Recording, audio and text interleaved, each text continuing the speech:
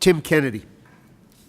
When you testify, hang around just a little bit, because we do, on occasion, ask questions to clarify your statements.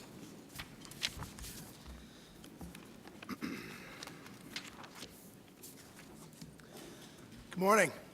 Morning. Welcome to Buffalo.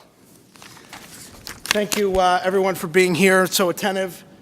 It's obvious that this is certainly an issue that this community has been paying attention to by the turnout here today.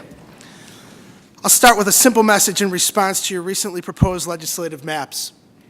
They simply won't do.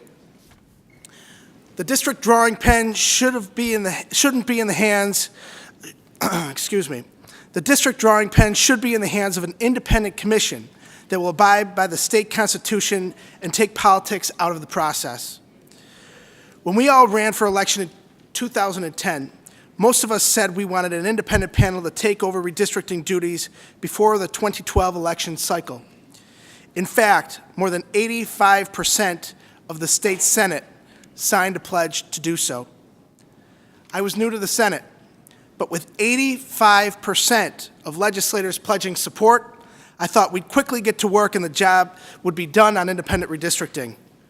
Instead, Senate Republicans went back on their word and gave New York State a Senate map that reeks of political gerrymandering.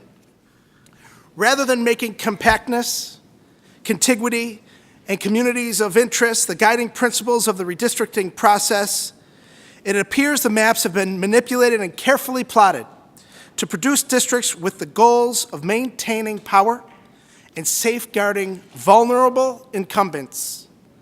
A recent analysis conducted by the New York World and the Center for Urban Research is particularly troubling. It provides hard evidence proving political gerrymandering. They compare the results of the 2010 state legislative elections with your recently proposed lines to determine how those results might impact future representation. They found that Senate Republicans devised their proposed lines with the partisan intention of preserving their power. According to their analysis, if every voter cast their ballot for the same party as they did in 2010, the Senate Republicans would grow their majority to 34 to 29. Considering the jagged by design districts you've sketched, there's no way this is just coincidence. You searched out favorable election districts and drew the Senate lines accordingly to make them more friendly for the current Republican majority. For far too long, the redistricting process has been abused as the Albany Incumbent Protection Program. Majority legislators pick and choose their voters, and if you don't fit their mold as a potential supporter, you're pawned off to a neighboring district. It's a backward system that breeds voter apathy and dysfunctional government. In addition to their practice of political gerrymandering, Senate Republicans also manipulated the state constitution for political purposes. You toyed with the Constitution in order to squeeze an additional Senate seat into the capital region, which will increase the size and cost of government at a time when we should be working on streamlining government and reducing costs. As many of my colleagues in good government groups have asked, I don't understand why you counted some counties one way and in others another way. It appears Senate Republicans targeted 63 as the number of seats they needed to pad their majority and then conducted their math in reverse to determine how they needed to manipulate the Constitution. New York State enjoys and celebrates a diverse culture and rich history of fighting for the rights of minorities, but the Senate Republicans' new map seems to constrict minority rights rather than seeking to expand rights and empower communities.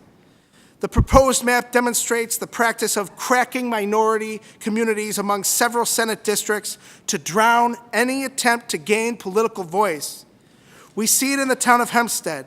It's visible in the city of Rochester and locally.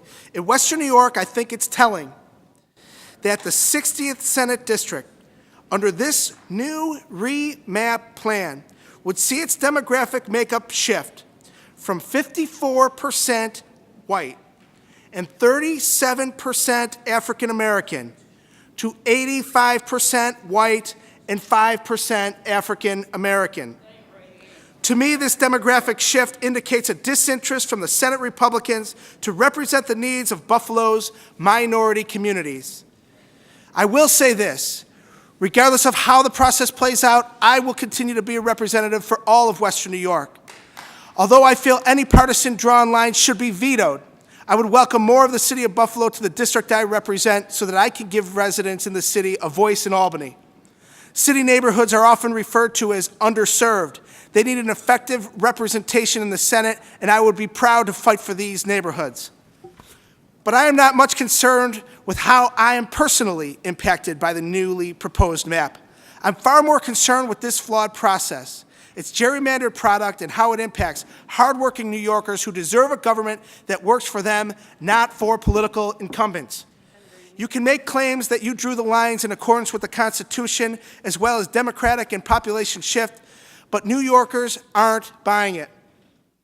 You've told your story, but the population deviations among districts, the cracking of minority communities, the packing of Republican-friendly voters, the expansion of the Senate to 63, all of that tells a very different story. It tells the story of a flawed process that enables Senate Republicans to serve their own political self-interest rather than the public's interests. It tells the story of a broken promise that has kept the system secretive and kept New Yorkers in the dark. I urge you to make significant changes to your proposed maps, head back to the drawing board, and lay the politics aside to come up with fair, nonpartisan redistricting proposal, and if not, I ask for the governor to veto these lines. Thank you very much.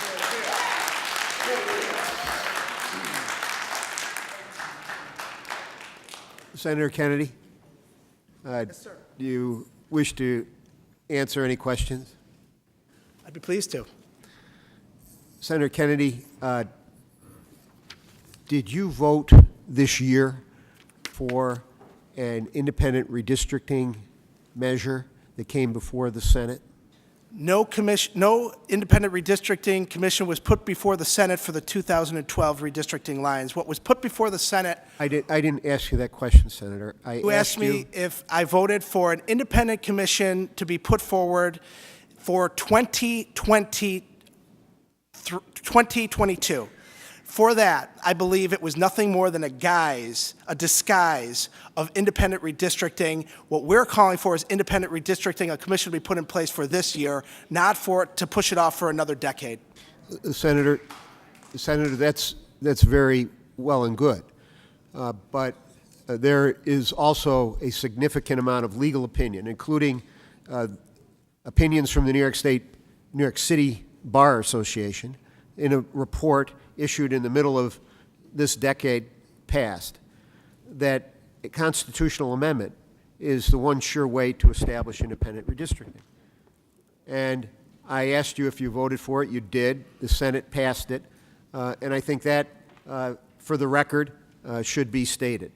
If I could just indicate, clarify here, 53 out of 62, 85% of sitting senators today call for independent redistricting prior to last year's election. Not one single Republican is willing to call for an independent commission for the 2012 redistricting lines.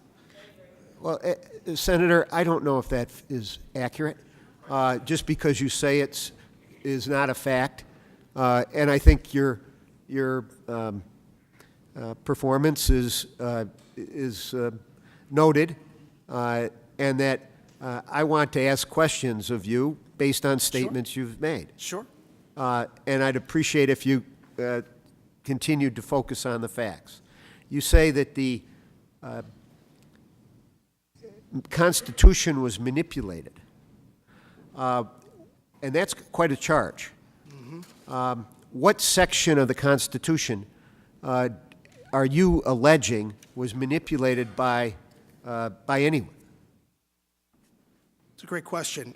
As you know, the number of Senate districts is determined by a rule dating back over 100 years to 1894 from the state constitution. The rule applies to counties that contain more than 6% of the total state population. Whenever the population of such a county rises to a larger proportion of the statewide total than in 1894, then a district is added to the total of 50 districts that existed in 1894. There's ambiguity in the formula. I will agree with you on that, in that alone. But since some never, boundaries... Senator, we don't agree on anything. Let's make it clear. Sure. I asked you a question, and you made the statement that I'm asking the question on. And my question is, what section of the Constitution are you alleging is manipulated? Well, since I don't have the Constitution in front of me at this moment in time, I certainly couldn't give you that answer at this Well, particular then, point let's in time. try this. Since you don't know what section you're referring to, then what manipulation are you alleging? Well, if I could go back to answering my question, your initial question, since you're asking me a particular ruling, and I don't know if you're a lawyer or not, but I am not a lawyer. That being said, I can tell you that there is ambiguity in the formula, whether we agree on that or not. Since some county boundaries have changed since 1894, and certainly counties that originally shared the single district have vastly increased in populations. So 3 pairs of counties must be combined for comparison with 1894. Also, as you know, there's been 2 different methods of determining how this works. Combine the populations of the 2 counties, then round down to the number of full ratios, 1/50th of the state total contained in the combined population, or count each county separately and round down to the number of full ratios in each county, then add to the full ratios. This is certainly not something that you haven't heard before. Senate Republicans propose to apply the first method of combining counties to 1 pair of counties, Suffolk and Richmond, Staten Island, and then the second method to another pair, Queens and Nassau. And it's important to note that by increasing the size of the Senate Republicans are proposing to increase the cost of government. Now, wait a minute, Senator. You're getting off your charge. Your charge is that the Constitution was manipulated. Are you familiar, I guess you're not familiar, with the articles that require the size of the Assembly and the size of the Senate? The Constitution requires 150 members of the state Assembly. That cannot be changed unless the Constitution is changed. The Constitution also puts forward a formula, and that formula, which you have stumbled through, has basically indicated a series of ratio equations, and I certainly concede your point that it is a very, let's just say, not vague, but it's a very step-by-step process that needs to be engaged in. And that I think your charge of manipulation is one that obviously is made, I think, by you without any substantial background relative to that charge. And that whatever plan is resolved, the state Senate must follow and the state Assembly must follow the formulas that are in the Constitution. We can no more change the size of the Assembly than we could change the size of the Senate unless it was so required by the Constitution. And I guess I was hoping that if you made such a charge, you'd have some background that, in effect, could back that up. Well, I appreciate you saying such, and Senator Nozzolio, you and I serve on the Senate for the last year and a couple of months. I will say this, that I am disappointed that with the addition of the 63rd seat, besides adding to the cost of government, it was put in a place that has no impact on Western New York, and quite frankly, it has no impact on the population shift in New York State. And if there was going to be an additional seat added, despite the fact that I disagree with you that the Constitution was in fact violated, and you say that it was not violated, the fact that this additional seat added to the cost and size of government was added to a place in the capital region rather than a place where distinctly, the population grew down in New York City, I believe was based upon the fact that had an additional district been added in the city where the population shift had come from, it would have included that seat being an additional minority seat, and that is why it was put up in the capital region rather than in the New York City area. So, Senator, just so I'm clear, you would rather see this seat, you prefer, and you stated in your comments just now that you prefer, if an additional Senate seat is required, that Senate seat be placed in New York City. I would prefer, if the Constitution is followed. Senator. And Senator, with that said, I would guess you prefer if the just so I Constitution is understand followed. you, just so I understand you, Senator. So I understand you, Senator, that you, in your prior statement, said that you prefer the city district, if it is created, an additional Senate district, if it is required by the Constitution, that it be placed, as you allege, where the population in the city of New York, as opposed to upstate. Upstate is not the capital region in Western New York, and that does nothing to help the city of Buffalo in Western New York. What it does is it continues to disenfranchise communities of color. It continues to add to the cost and size of government when we're asking people to tighten their belts across New York State. And what it does is it violates the Constitution while increasing the size of the Senate for one simple purpose, in my opinion, for the Senate Republicans to maintain the majority, period. So, Senator, you are on record as saying that if the Constitution requires another seat, and although you've indicated very adroitly how you oppose the addition of that other seat, that other seat, the additional seat, should be placed in the city of New York. I am on record calling for Lat 4 to follow the Constitution, number one. Number two, I am in favor of Lat 4 ensuring that the size and cost of government does not increase. I'm also on record calling for an independent commission, as were 52 of my fellow colleagues in the Senate. Whether or not you signed on to that, I don't know offhand. But 53 of us in the Senate, 85% of us called for independent redistricting, a commission to be put in place, and we're called and stood on the steps of this city hall with Mayor Koch, called heroes of reform. And not one single Senate Republican is willing to step forward and enact independent redistricting for 2012. It's appalling. And, Senator, you also are on record saying clearly that if an additional Senate seat must be created, it should be created in New York City. I am simply Thank calling you very much, I am Senator. simply calling for the population shift to be followed, and most importantly, for this legislature and Lat 4 to follow the law. Thank you very much, Senator. Senator, Sure. Senator DeLon. Yes, just for the information of the public, the section of the Constitution which Senator Kennedy refers to is Article 3, Section 4 of the New York State Constitution, which deals with reapportionment whenever there is the decade census count by the federal government. And within that section, there are two formulas, one known as A and a second one which is known as B. And for the last 3 decades, the Senate has followed one method of determining the size of the Senate. This year, as Senator Kennedy indicates, that formula was followed inconsistently to come up to a predetermined number of 63. If the formula A were followed, you would get 62. And maybe if formula B would be followed, you may get 64. But under no circumstances do you get 63. However, this matter is under litigation and will be decided by a court of law. Are there any other questions? Assemblyman McEnany. I can make an observation, Senator. Frank Hausch just spoke here and mentioned the polarization of society.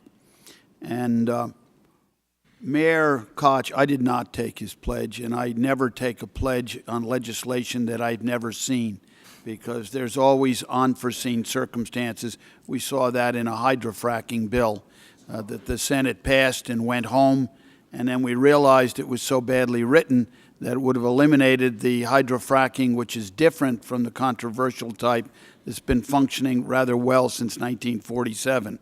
So wait until you see the bill before you make the pledge. I didn't take especially Mayor Koch's pledge, and I believe my colleague Bob Oakes did not as well.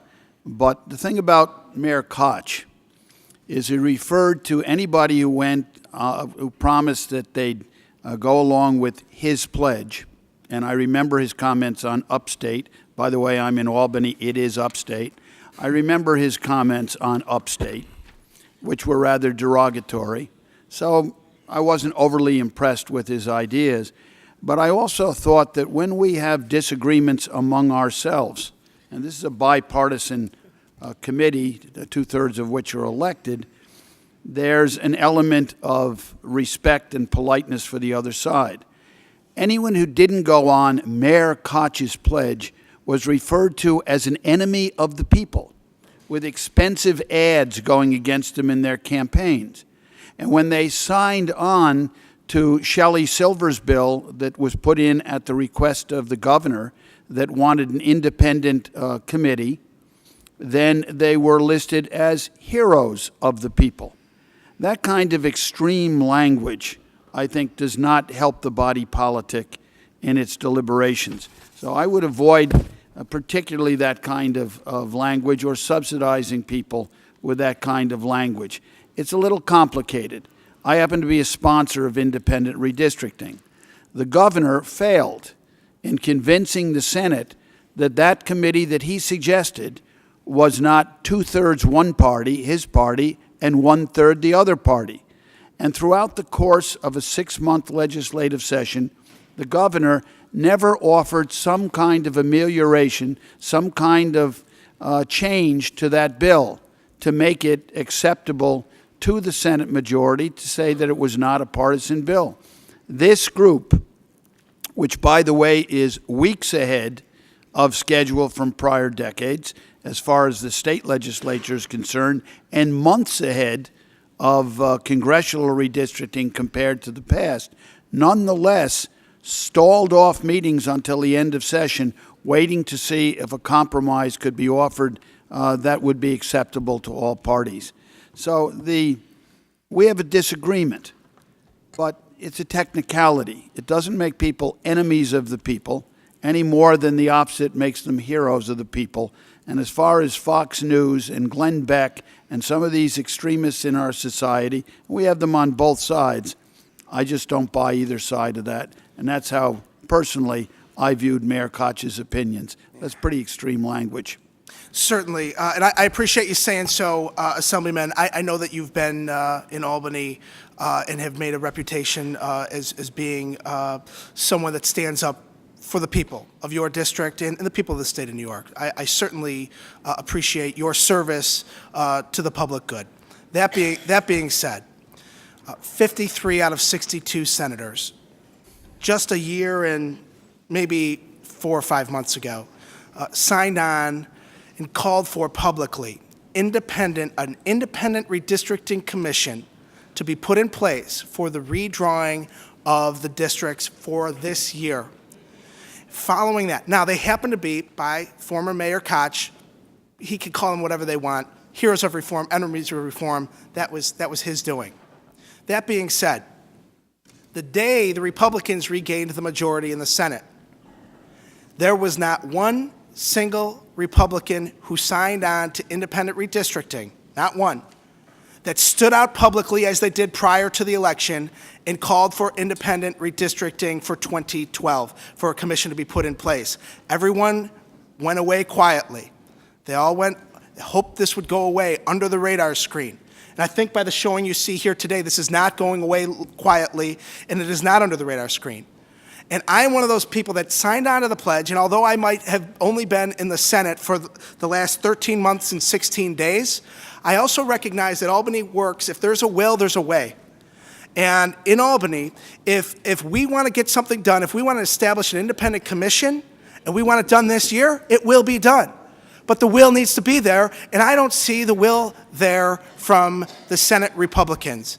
That is why I'm here today, and that's why we're calling for the governor to veto these lines. Thank you. Thank you.